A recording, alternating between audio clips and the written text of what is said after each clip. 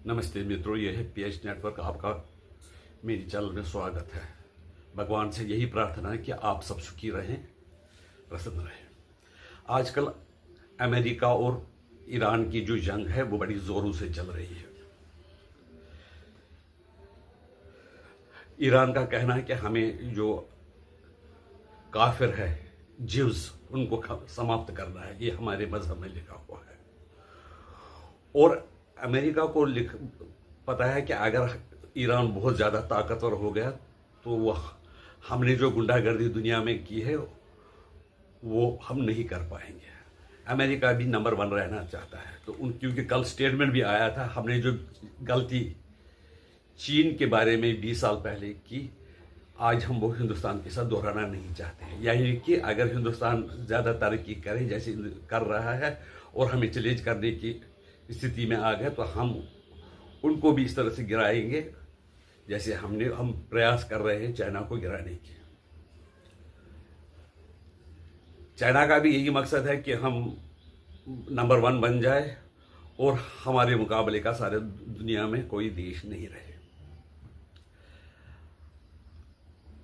दोनों का है कि डोमिनेंस। ईरान भी चाहता है कि वो मुस्लिम देशों का सरबराह बने और अमेरिका भी कहे कि हम ऐसा देश बने कोई हमें चैलेंज न कर सके। इसलिए ट्रंप को लोगों ने, वहाँ के जो लोग हैं उन्होंने ट्रंप को वोट दिया। उसने कहा था कि मैं आपको ग्रेड बनाऊंगा, यानी अमेरिका में रहने वाले जो सुपरमेस्ट अंग्रेज है उनको ग्रेड बनाऊंगा और भारत में जो वीज़ा वगैरह की पॉलिसी है उसको चेंज करूंगा। यहाँ मैं कहना चाहता हूँ कि भारत ने लोग वहाँ पर भेजे दूसरे देशों में और खासकर अमेरिका में। अमेरिका का भारत के प्रति ज़्यादा प्रेम नहीं था क्योंकि, लेकिन उनको ज़रूरत थी। उनको सस्ते मजदूर चाहिए, सस्ते काम करने वाले चाहिए, जो वहाँ के अंग्रेज़ नहीं चाहते। क्योंकि अंग्रेज़ों की वही आदत रही है लूट मार करके खाने की। वो इस बार भी चाहते हैं कि हमारे पास वर्कर आ जाए, जो वर्कर होंगे वो हमारे लिए काम करे और हम उसका लाभ उठा ले। लेकिन अब क्या हुआ, यह अंग्रेज़ों ने ये कोशिश की, अब खासकर अमेरिका के लोगों ने, लेकिन हिंदुस्तानी वहाँ कई जगह पर पड़े।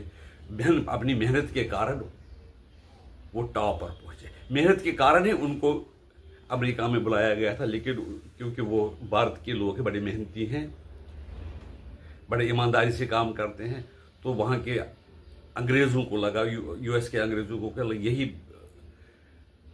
कौम है जो हमारी तरक्की कराएगी, हमें फ़ायदा करवाएगी।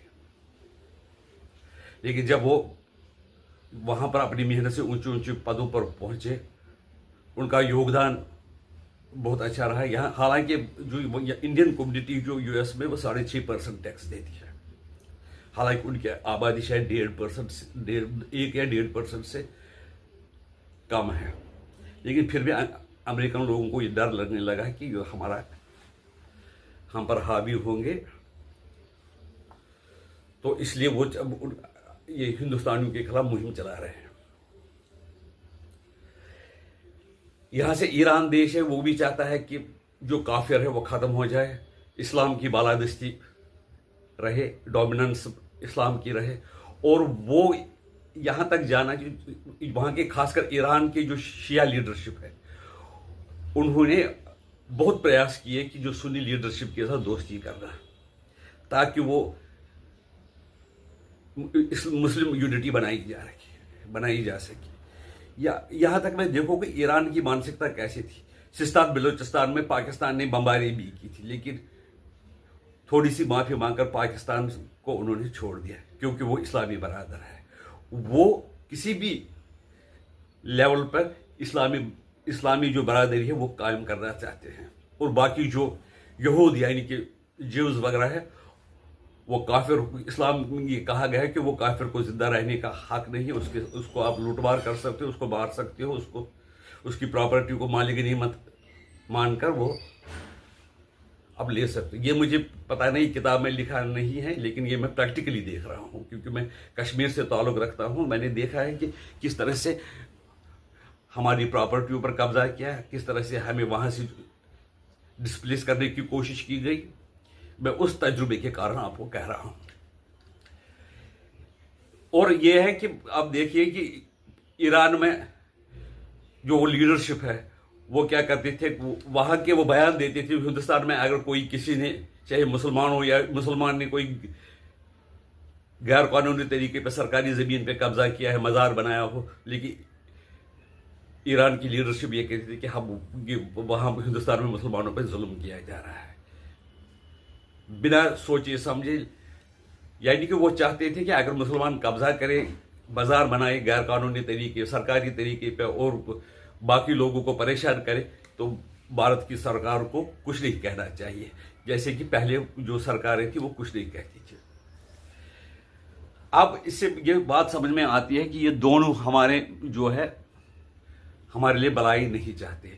ईरान भी चाहता है कि सारी दुनिया में इस्लाम की बालादस्ती हो। हालांकि पाकिस्तान में जो लीडरशिप ने, आम लोग भी है, वो शिया को मुस्लिम नहीं समझते हैं, लेकिन जो ईरान है, वो जो प्रेजेंट लीडरशिप है, वो इस्लाम की दोस्ती चाहती है, चाहे वो शिया हो, सुन्नी हो, और कोई दूसरे फिरके हो। इसके लिए उन्होंने कुर्बानी भी की है, उन पर जंग भी किया गया, उन पर बमबारी भी की गई पाकिस्तान के द्वारा, तो उन्होंने उनको माफ कर दिया। अब हमें देखना है, इस वक्त हमारे पास दो दुश्मन है। एक है ईरान, जो भी चाहता है कि हमारा सत्यानाश हो, हम बर्बाद हो जाए। दूसरे अमेरिका, वो भी हमें ऊपर आने नहीं देना चाहते। वो भी चाहते हैं कि हम उनकी जो गुलामी करते रहें, वो गुलामी करते रहें।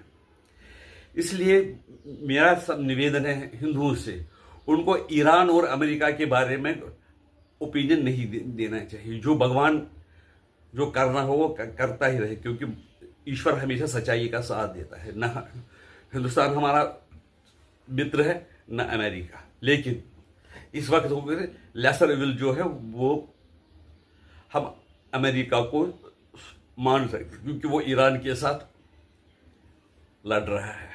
लेकिन यहां पर मैं बताऊंगा कि ये दोनों आम लोगों के कैसे दुश्मन है।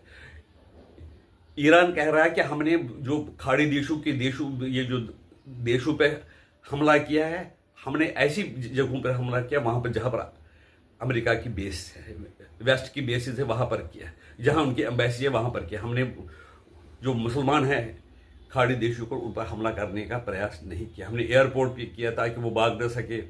हमने ऐसी जगहों पर हमला कर रहे हैं जैसे कि मुसलमानों को नुकसान न पहुंचकर जो बाकी काफिर है उनको नुकसान पहुंच जाए। पहले दिन उन्होंने ये कहा था कि ईरानियों ने ये कहा था कि हम उनको नुकसान नहीं पहुंचाना चाहते, लेकिन वो जो जल शुद्धिकरण जो यंत्र है उस पर भी हमले किए हुए थे। वो इसलिए कि क्योंकि उन्होंने उन बाकी खाड़ी देशों ने साथ दिया था, दे रहे हैं अभी भी यूएस का। हालांकि उन्होंने यूएस को कहा था कि आप हमारी बेसिस यूज नहीं कर सकते हैं, लेकिन ईरान चाहता है कि वो उनको भगा ही दे, वहां की एम्बेसी बंद कर दे, और हमारी वो जो हम इस्लाम के बारे में उनको कहेंगे वो बात सुने।